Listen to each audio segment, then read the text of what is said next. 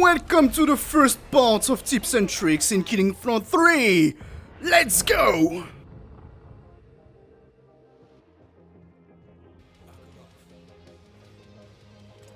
First, do you actually know what you're playing? Killing Floor 3 is far from the gameplay Killing Floor 2 had. In Killing Floor 2, Hell on Earth, you stay in a spot with a good team and you destroy all Z of the game. If the team struggle and get pushed, we start skidding, so moving around the map. Shooting with walking back, making bash, some dodge you could also do without a key to press, and win like this. It's the same when you play it alone but with less Z to face. In Killing Floor 3, you cannot hold a spot in Hell on Earth, either solo or online, unless you play either Katana or Vulcan, because the spawn system, ER of Z, and many mechanisms I will share in other tips and tricks literally make the hold impossible. Basically, all of this make the game really active. In Hell on Earth, you cannot breathe, you cannot blink, you cannot stand.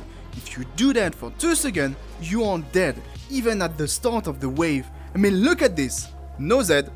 Wave just start, Z just spawn. The fuck is that speed?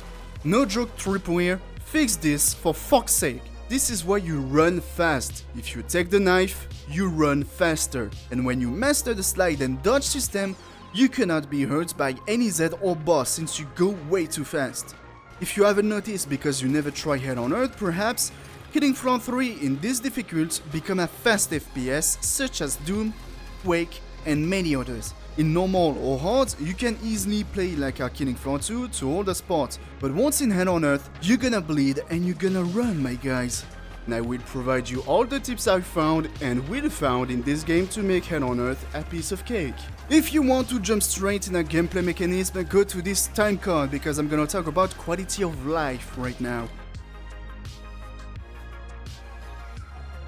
When you start the game, you are in the Stronghold, a place to do many things I bet everyone knows.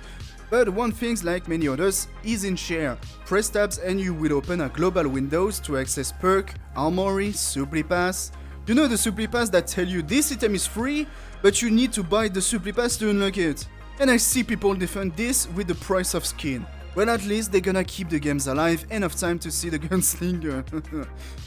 Then you can hit the settings and trigger the hit marker and the crosshair. It may sound like a skill issue, but the parry of the knife and all melee won't show the stamina or the block ability without the crosshair.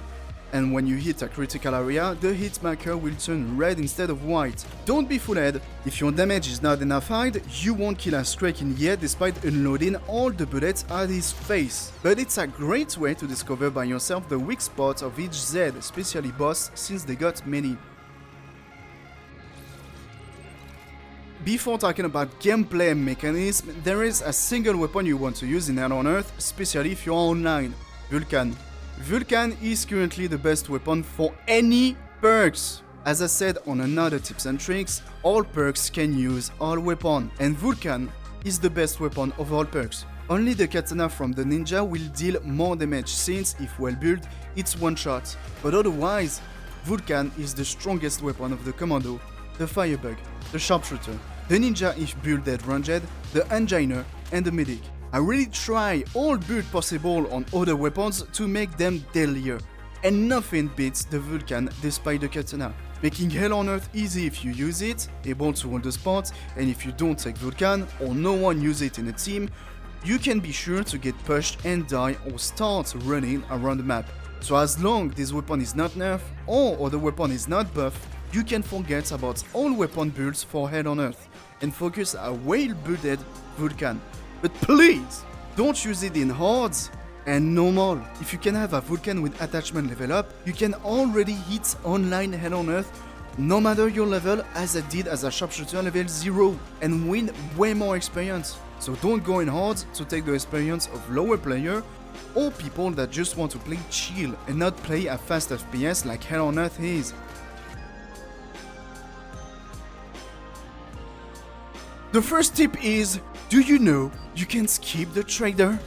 It's literally on the goddamn screen. How do you buy a game if you can't even learn to read, asshole? And on top of this, stop crying about the fact there is 3 Sirens max and stop running around the map looking for ammo box like in Killing Floor 2. There is no ammo box. The only way to refile your ammo and syringe, because you can have more than 3, you idiot, is to refile with a trader during the wave. It means you can have unlimited ammo and heal as long as you kill Zed, since you earn dash per Zed kill.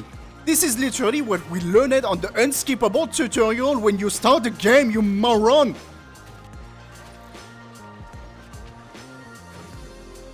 Now let's hit the gameplay. First, the knife. The knife will make you move faster, slide faster, dodge faster, and with it, you can one-shot most trash by doing a simple left or right swing. And since perfect parry literally deny any incoming damage and pushing you away, in Hell on Earth and against boss too, you want to know you can parry and move fast with it. Like this, if you are not a scary little player, you can face a Scrake with a knife if you know when to parry in Hell on Earth. And believe me, using the knife in fast hits him in the head will tear apart the Scrake.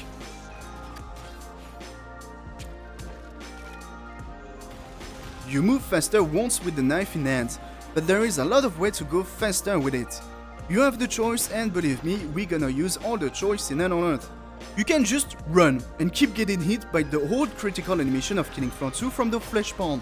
You can run, slide, then jump before the slide ends, because otherwise, at the end of the slide, you will be slowed down. When used to it, you can go way faster and spam jump, slide, without trouble. With the wrong timing, you will be slowed down, since you cannot spam jump in this game. Cause I guess Tropway wants to remove the fun we got in killing Front 2, and the best way to avoid all damage, slide, then dodge at the end of the direction you want to go, then slide again, and dodge once more. Repeat until you are Sonic the Hedgehog.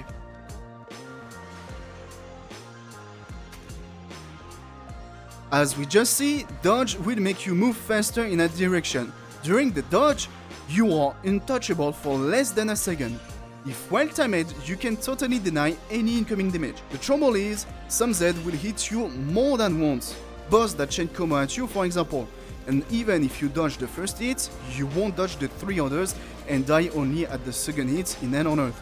Unless you fast Crawler Queen and she one-shot you, but that's just bullshit. And some Zed, like the Scrake, will chain 3 fast attack you cannot evade. So when a Zed cannot be perfect dodge because it's chain attack, you have to turn back and run like a coward. Even worse, when you play online, you always have a small delay even when you play on your current country server. So it's become almost useless unless you are lucky or already learn the timing of this game. And when you play on a server away from your country, where you have more than 1 second as a delay, perfect dodge and even bash to cancel incoming hits are totally useless, since you always take the damage when the Z is bashed or even dead.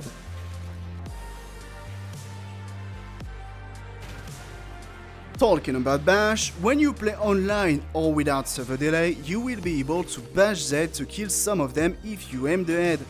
So once again, Clots, Kist, Go Fast, Crawler, and if I don't say bullshit, the incoming Stalker will die in 1 bash on the head.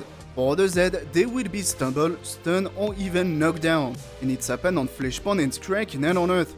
Look at this big baby getting pushed by a simple bitch slap. Though Scrake, compared to killing Front 2, will take only 1 bash before sometimes, so you cannot bash him again. And so, he becomes way deadlier than a Fleshpound.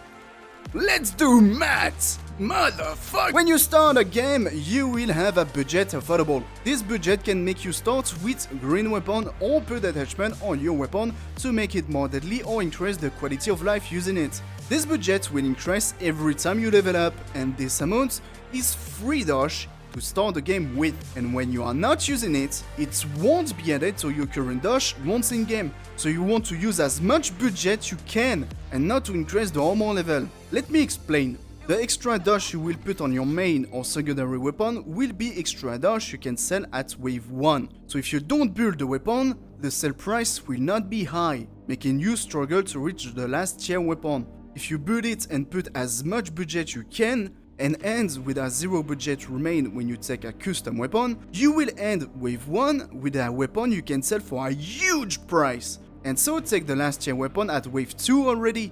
Because of this, armor is useless since it cannot be sold for a better weapon at wave 2.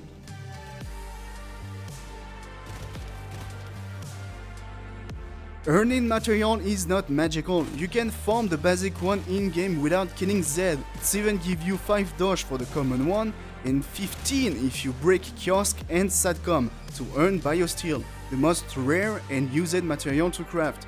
I've made a video to find all of them by the way. If you want more material, feel free to use area damage tip weapon. Even if you don't kill the Zed, if you deal damage to it, you will earn the material if he drops some. For Ichor, you can either jump in normal and chain it, or do head on earth and win 2 Ichor instead of 1. I'll let you know, if you go online, you are more likely to earn a lot of them since there is a lot of Zed, but you will take way more time to reach the boss, so win less Ichor.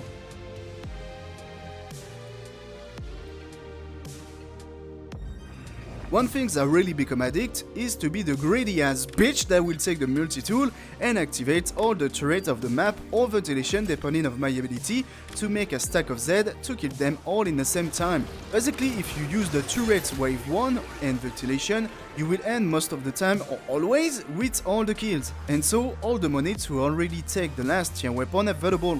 And in this game the only weapon that truly matter is the last one, or should I said, one weapon that truly matter in Hell on Earth. Once further on the game, don't forget to activate the zipline, literally the savior of the game, since you will move away faster and can look around. You can deal damage while being moved out of trouble, especially at boss wave, making them a piece of cake. And of course, the armor lock. Once the film ready and everything turned on, take another tool. If you haven't saw my video about doing Hell on Earth at level 0, you can reactivate any unlocked turret, ventilation or trap of the map once they've been activated once. Extra multi-tool used on them will be to turn them on from far away, so it's useless compared to other tools.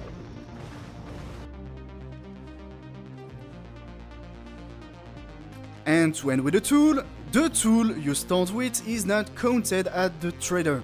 The stock of the trader will not decay at the end of the wave. And talking about stock, the max tool available depends on how many players is there at the start of the game. So if 6 players is there, it will increase the tool stock by a lot. And if only 1 player start the game, the tool will be limited.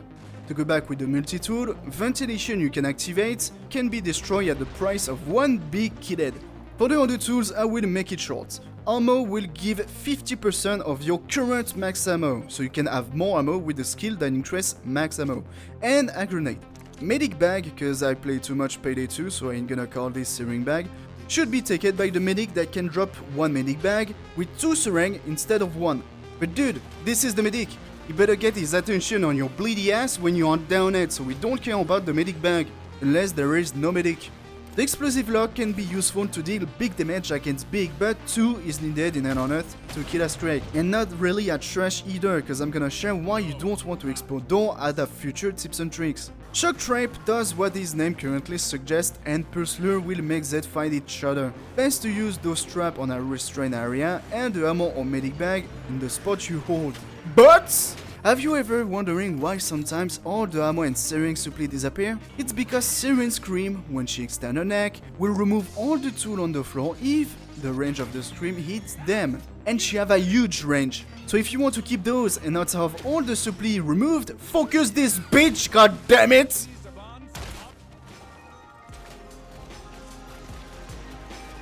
In Killing Front 3, you can execute Strike and Flesh Pound based on where you'll deal damage, and more easily depending on your current weapon damage. For Flesh Pound, focus the core to make an execution, and for the Strike, the chainsaw. You know the things that they keep moving around all the fucking time?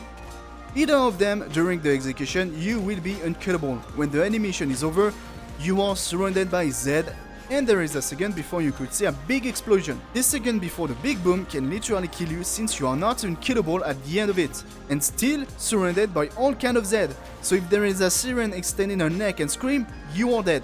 If a big is angry and start hitting you when the end of the animation, you'll take damage. And worse, sometimes the animation will just don't work, and the big will walk up like nothing happened.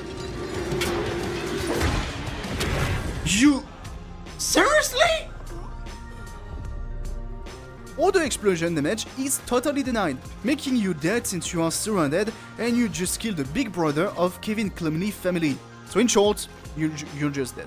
At some point, I'll stop making execution because of those risks and just focus all Zed around using the knee-led big like a small wall to avoid Zed getting closer to me.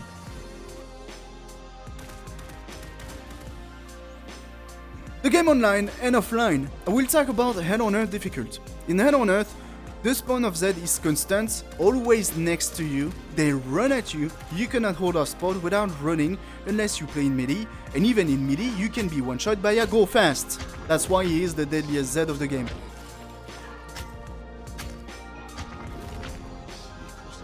The second comes to the Siren, and the third, the Scrake. Max of 30 Z. That's okay! The max Z on Killing Front 2 was 16 alone. Here, if you are alone in Killing Front 3, you face the double! At this spawn rate! No Z? Okay. Wait, let's double check. Oh, come on! And not a lot of Z to kill compared to online with 6 players, and the boss will be more or less easy depending on your knowledge of his ability and attack. In online with 6 players, Z will still have the same amount of damage and health as a solo game. Things that in Killing Front 2, Z's health scaled depending on players alive, though more than 30 Z max on the field and more Z to kill per wave. With so many more big you don't want to think about it. When comes the boss will scale his health and damage by Z on the current player in game. In 6 player Hell on Earth, Queen Crawler in stage 2 will one-shot your ass. 100 HP removed and 50 armor removed. In solo Hell on Earth, the boss is way more easy, but the wave is frustrating because of those spawners and so more hard than online. But online, most boss can just one-shot your ass. So take your poison, a boss that can one-shot, or spawn of Z that make no sense.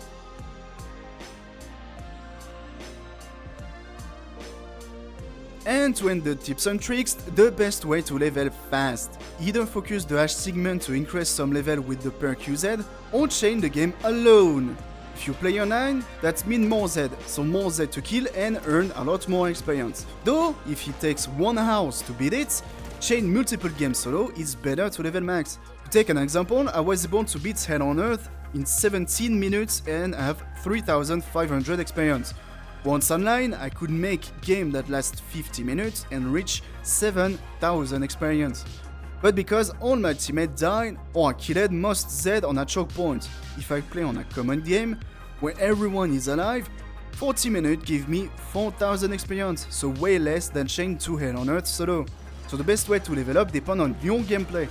If you are able to kill all Z online, then go ahead and you will have a lot of experience. If you cannot kill all the Z and earn a bit more experience than in solo, then perhaps it's better to go solo to make multiple games, and so level up way faster. And it's done for the first tips and tricks! A bit longer, even lots longer than I would love, but there is so much basic knowledge to have, I couldn't split the video in two. Next one we will go deeper in the control of Z using their IA against them, along a lot of hidden mechanisms, and those, when mastered or at least aware of it, will make Hell on Earth really easy. Until the next video, I wish you a good night and have fun!